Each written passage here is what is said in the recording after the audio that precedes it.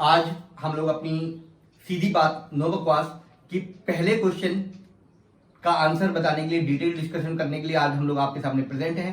मैं हूं पंकज, मेरे साथ हैं डीवाईएसपी अभिषेक और हमारे मित्र नायब तहसीलदार सिद्धांत जी। चलो, आज का जो टॉपिक है जो बहुत ही कॉमन है बच्चों में, जो अक्सर कंफ्यूजन क्रिएट करता है या लोगों को शुरुआत करने से रोकता है, तो क्वेश्चन है, हमने बहुत बड़ा सर्वे किया है, उसके बाद हम ये डिटेल पे पहुंचे कि जो पहला इंपॉर्टेंट क्वेश्चन है, कई बच्चे साल 2 साल शुरुआत ही नहीं कर पाते। तो आज का क्वेश्चन है शुरुआत कैसे करें। तो हम वो सारी चीजें डिस्कशन करेंगे जो आपको कंफर्ट जोन से बाहर लाएंगी, जो आपको एक यूपीपीसीएस या सिविल सर्विसेज की तैयारी के मोड में लाएंगी, आपको उस कमजोर बॉक्स से या उस कमजोर माइंडसेट से बाहर निकाल के मैदान में लाएंगी और आप संघर्ष और अपनी फाइटिंग और जीत की तरफ अपने स्टेप्स बढ़ाना शुरू करोगे। तो सबसे पहला जो पॉइंट है वो आपको बताएंगे अभिषेक जी। अभिषेक, आप प्लीज शुरुआत करें।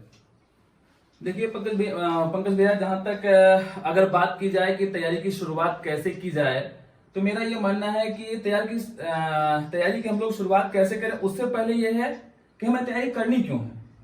क्या वास्तव में हमारे अंदर वो एम, वो डेडिकेशन या वो जो मोटिवेशन लेवल होता है कि हाँ, हमें वास्तव में लाइफ में हमने एक एम सेट कर रखा है कि मुझे यहां पहुंचना है। क्या वास्तव में मेरे अंदर वो आग है, वो चीज है? जब हमारे अंदर ये बात अगर आने लगेगी तो समझ लीजिए आपने अपनी तैयारी का 25% तो आप ऑलरेडी क्लियर कर चुके हैं। आप बाकी लोगों से आप समझ लीजिए बहुत आगे जा चुके हैं। क्यों? क्योंकि आप खुद से सेल्फ मोटिवेटेड होकर के आ रहे हैं। क्या होता है कि अक्सर हमारे माँ बाप बोलते हैं कि नहीं बेटा, तुमको सिविल सर्वेंट बनना है, तुमको डॉक्टर बनना है, तुमको इंजीनियर बनना है। तो हमारे प्रेशर होता है, और वो जो मोरल प्रेशर होता है कि हम कुछ और बनना चाहते हैं और हमें बनाया कुछ और जाता है। तो इस चक्कर में क्या होता है कि लड़का जो होना चाहता है वो हो नहीं पाता है।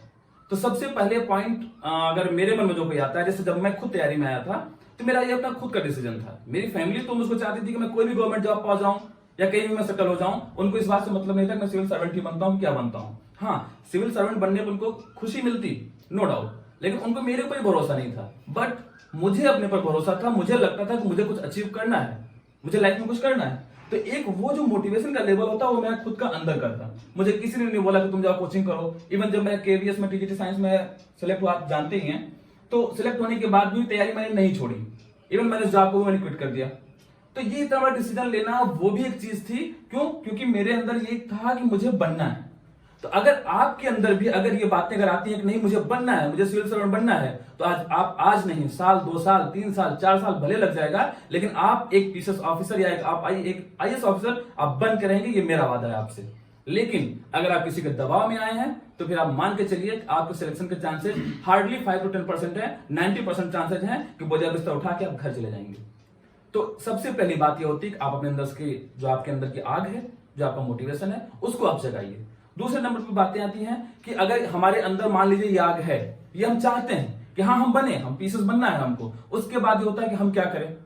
तो जब अगर इतना सब कुछ अगर आपके अंदर आ चुका है तो दूसरा पॉइंट मैं कहता हूं आपके अंदर धैर्य भी हो, क्योंकि ये ऐसा एग्जाम है जो आपके स्टेट लेवल पे या फिर ऑल इंडिया लेवल पे होता है और इसमें लाखों बच्चे बैठते हैं। तो जाहिर सी बात है आपको कंपटीशन ऑल यूपी या फिर ऑल इंडिया के ब्रिलियंट बच्चों से है।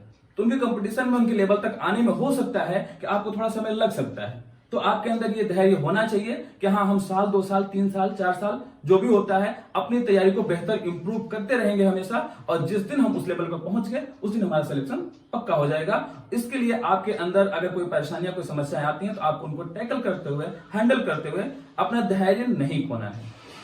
और रही बात तो जो मेन क्वेश्चन था कि तैयारी की शुरुआत कैसे करें, तो उसके लिए देखिए, हम एनसीईआरटी हर कोई बोलता है कि फॉलो करना है, मैं भी बोलता हूं आप फॉलो करिए। 6 to 12 सब करना है, वो भी पंकज भैया, सिद्धांत जी सब बताएंगे। एक चीज और होती है कि न्यूज़पेपर वगैरह कैसे यूज करना, वो सब भी ये लोग बताएंगे। लेकिन मैं उस पॉइंट पे उतना नहीं जाऊंगा, वो पॉइंट पंकज भैया, सिद्धांत जी बताएं। साथ साथ बस मेरा जो मेन मोटो रहा है कि हमेशा से अपना जो एक मोटिवेशन लेवल और एक जो धैर्य का आपका अंदर गुण है, उसको अगर आप मेंटेन रखते हैं तो आपकी सफलता काफी हद तक सुनिश्चित हो जाती है। आगे बात करेंगे आपसे पंकज भैया। बहुत बढ़िया अभिषेक, थैंक यू।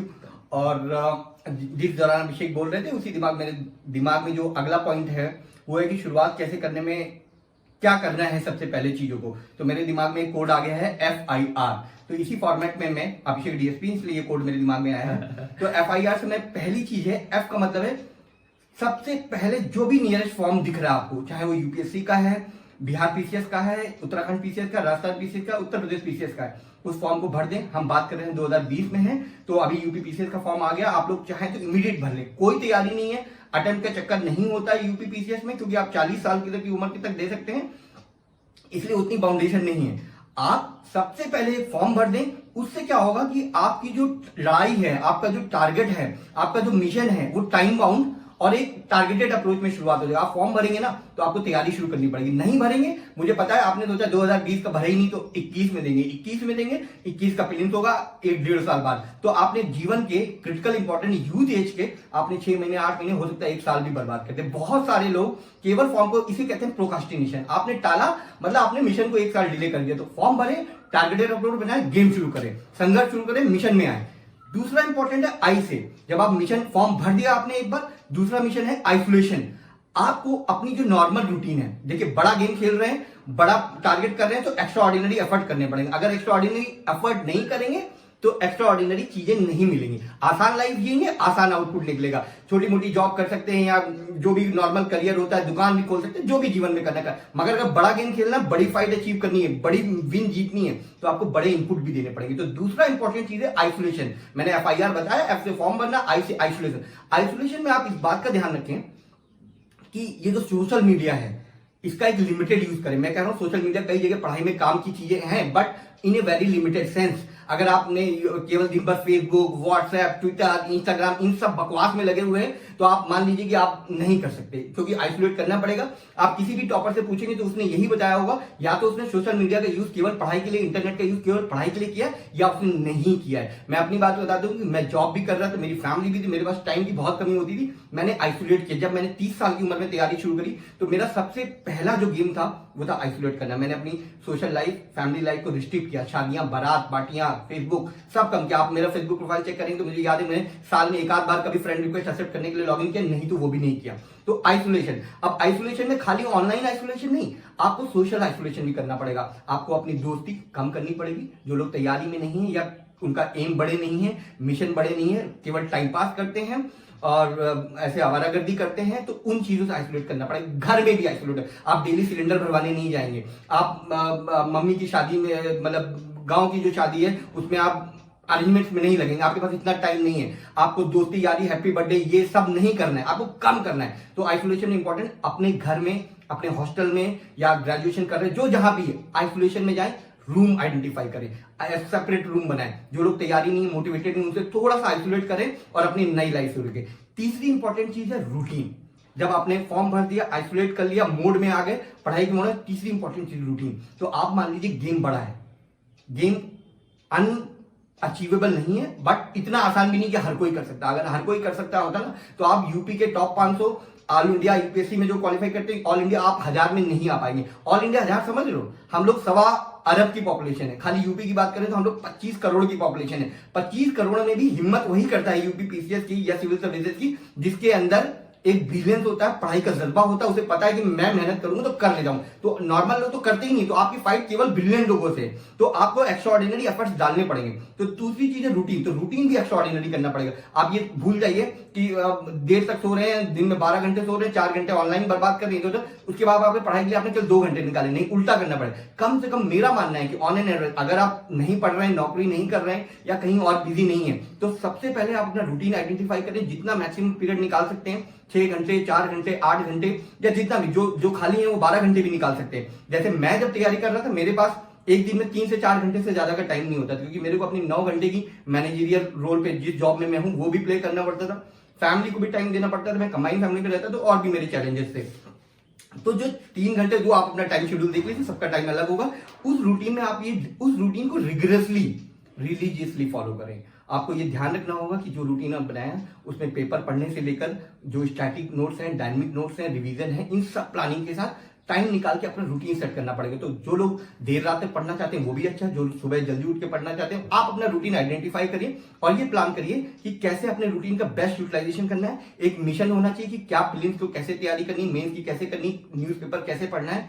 और इन चीजों के बाद अब मैं माइक सिद्धांत जी को दूंगा, और सिद्धांत जी आपको डिटेल में नेक्स्ट पॉइंट बताएंगे। सिद्धांत, आपकी। Thank you sir. मैं बस इसमें सर की बातों में एक चीज और ऐड करना चाहूंगा कि आप अपनी स्टडी को जो है बोरिंग मत बनने दीजिए, उसको एंजॉय करिए। उसमें आप जो है जीएस के प्रति या जो भी आप ऑप्शनल लिए हैं उसमें आप इंटरेस्ट डेवलप करिए। एक बार आपका इंटरेस्ट उसमें बन गया ना तो आपका खुद ही उसको पढ़ने में मजा आने लगेगा। तो फिर अदर जो आपकी सोशल एक्टिविटी है या सोशल मीडिया पे आपकी एक्टिविटी है, फेसबुक व्हाट्सएप, ये सारी चीजें आप भूल जाओगे एक पल के लिए।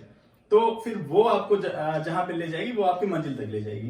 दूसरी बात, सर ने जैसे बताया बुक लिस्ट के लिए, तो आप स्टार्टिंग में स्टार्ट अभी से कर रहे हो। आप कोई भी general Hindi, English, the Hindu, Indian express, और हिंदी के लिए दैनिक जागरण का राष्ट्रीय संस्करण, राष्ट्रीय सहारा, जनसत्ता, कोई भी एक न्यूज़पेपर फॉलो करो, उसका एडिटोरियल देखो, कुछ भी नहीं, बस एंजॉय करने के लिए कि मैं ये पढ़ रहा हूं, और आप उसको एनालिसिस करो कि आजकल चल क्या रहा है सोसाइटी में, और उसको इंटरलिंक करो, एक चीज दूसरे से जीएस में ले जाके उसको इंटरलिंक करो। तो इससे फिर उसके बाद स्टार्टिंग में आप एनसीईआरटी 6 से 12वीं तक की उठा के जो है पूरी पढ़ डालो। तो उससे एक आपका जो है प्लेटफॉर्म डेवलप, एनसीईआरटी जब आप पढ़ेंगे तो आपको एक आइडिया लग जाएगा कि हमारे सराउंडिंग हो क्या रहा है, हमारा स्ट्रक्चर कैसे रन करना है। जैसे हमारी प्रशासनिक व्यवस्था, वो हमारे भारतीय राज व्यवस्था में, इंडियन कॉन्स्टिट्यूशन में कैसे रन किया जा रहा है प्रशासन, वो आपको पता चल जाएगा। हमारे आसपास सूरज क्या है, पृथ्वी क्या है, कैसे रोटेशन हो रहा है, और उल्का पिंड कोई आ रहा है, या जितनी भी चीजें घटित हो रही है वो आपको ज्योग्राफी में मिल जाएगा। पास्ट में जो हमारे एक्सपीरियंसेस रहे हैं, या पास्ट में जो घटनाएं घटित हुई हैं वो क्या रही हैं, उनका हमारा अभी से क्या संबंध है, ये आपको हिस्ट्री में मिल जाएगा।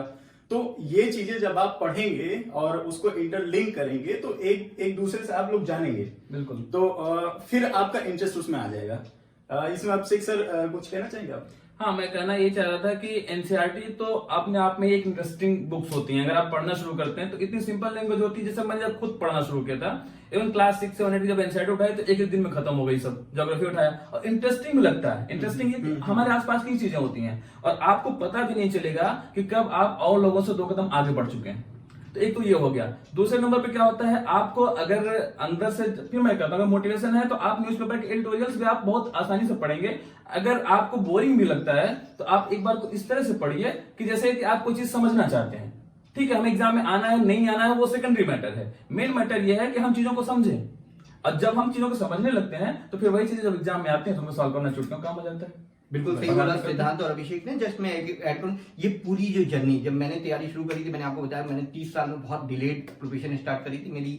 मतलब मैं जॉब में था, मैंने कभी सोचा नहीं था। मगर मैं बताऊं, जब मैंने तैयारी शुरू करी थी, ऑनेस्टली बोल रहा हूं, मुझे नहीं पता था कि रिपब्लिक और डेमोक्रेसी में क्या अंतर होता है। मुझे ये भी नहीं पता था कि गणतंत्र क्यों कहते हैं, और मतलब फ्रीडम ऑफ इंडिया 15 अगस्त को मनाते हैं, 26 जनवरी, मुझे बहुत डिटेल में नहीं पता। मुझे एमपी और एमएलए की जो बेसिक डिटेल्स होती शायद वो भी नहीं पता थी। मगर आज मतलब मैं इतने सारे इंटरव्यू क्वालिफाई कर चुका हूँ, इतनी सक्सेस हो, आज मेरा यह हालात है कि मैं एडिटोरियल भी अखबार में लिख सकता हूँ, यूट्यूब पे बड़ी बड़ी स्पीच दे सकता हूँ टेक्निकल तरीके से, जो हो सकता है जर्नलिस्ट भी ना दे पाए, या मैं पॉलिटिकल डिबेट्स में या सोशल डिबेट्स में कहीं पे भी बहुत अच्छे से भाग ले पाता हूँ। तो आप ये मानिए, पढ़ाई बहुत इंटरेस्टिंग है, बहुत मजा आने वाला है। आप लोग पूरे जोश के साथ, पूरे मोटिवेशन, जैसे अभिषेक ने कहा, पूरे मोटिवेशन के साथ, FIR कोड के साथ फॉर्म भरिए, आइसोलेट करिए, रूटीन बनाइए, फिर जो बुक लिस्ट बताई है सिद्धांत ने उसके साथ गेम शुरू करिए, 5 में उतरिए, और हम लोग भी आपके साथ हैं। हम लोग बहुत जबरदस्त तरीके से आगे जाएंगे, जो हमारे गाइडेंस एक्सपीरियंस हम सब शेयर करेंगे।